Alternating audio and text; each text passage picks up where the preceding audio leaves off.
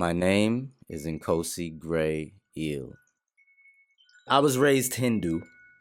My mother took me to the ashram every Sunday. I was really, really, really close with my mom.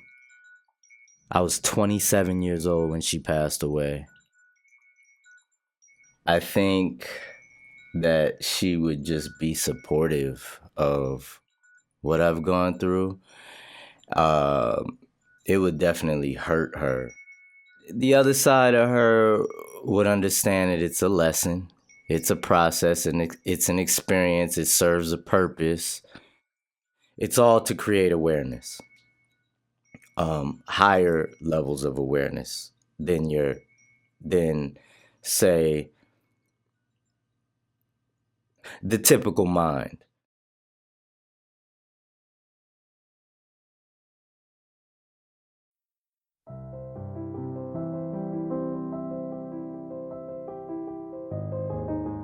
I have known Nkosi since I was a baby. Our parents were very close friends and neighbors, and that's actually how we became god brother and god sister.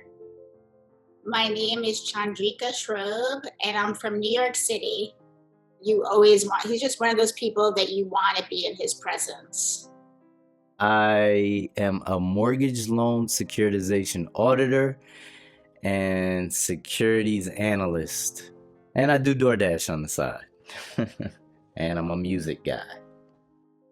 The type of work that I did was auditing a mortgage for the purpose of developing evidence that the homeowner and the homeowners council could use in court to defend their property.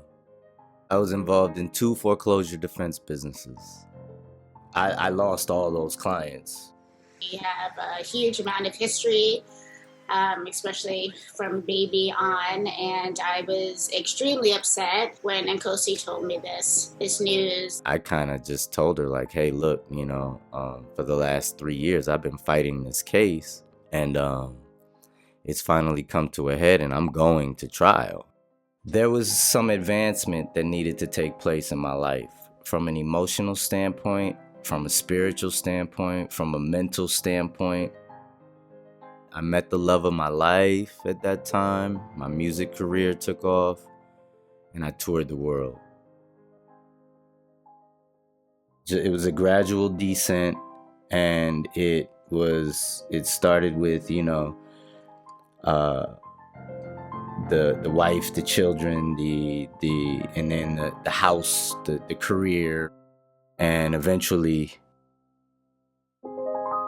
my freedom.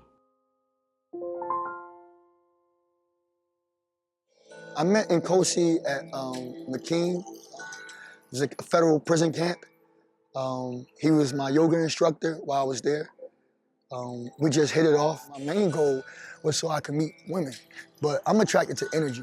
And his energy, when I met him, it was just so welcoming. And we just hit it off, and to find out that he did yoga, it was intriguing. Yoga gave me that 30 to 45 minutes of just me and God time. There's a misconception that people in prison are bad people. There's not, and don't get me wrong, there are some bad people who did some bad things, right? But for the most part, in my experience, there were some good people that just did a lot of bad things, made some bad decisions. I lost the first foreclosure defense business when I went in, and I lost the second one when I came out. When I first got to Schuylkill, that was my first experience in the Bureau of Prisons, what we call the BOP. And I was looking for something to do. And there was this older East Indian man that did yoga. And I would go out there and I started doing yoga with him. The first thing I asked for when I got to McKean was, do you guys know if you have yoga mats here? And the camp administrators, they liked the idea of us doing yoga and not lifting weights.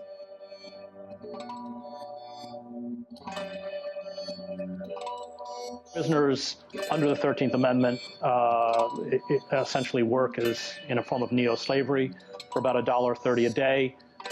We are seeing huge numbers of for-profit corporations from Chevron to Victoria's Secret to Target to Hewlett-Packard use or exploit prison labor. I mean, half of the prison population never committed a violent crime. The yoga students that came to take yoga with me had mental issues, anger, back issues. Some of it was generated and developed while being incarcerated because of the poor sleeping situations. It really messed up our backs and shoulders. There's a fine line between humane and inhumane. Love, truth, peace, freedom, justice, politics, big industry, and corporations are destructive. I had actually about 3 or 4 deaths, or people passing their form while I was incarcerated that I knew well, or that I was close to. I just felt helpless. One of the instructions in the Quran that stands out for me, death is no enemy. It is a friend who, when the work of life is done, just cuts the cord that binds the boat to earth that it may sail on smoother seas. It helps me to let go of my past and not allow my past to define who I am, and to just use my past to draw on as wisdom. I think the foreclosure defense is my calling and music is my calling, and that they serve a purpose, which is to uplift fallen humanity, right? I lost my father and my foreclosure defense business in the same year, in the same month, and in the same week, the last week of June 2020. I got a lot out of watching my father.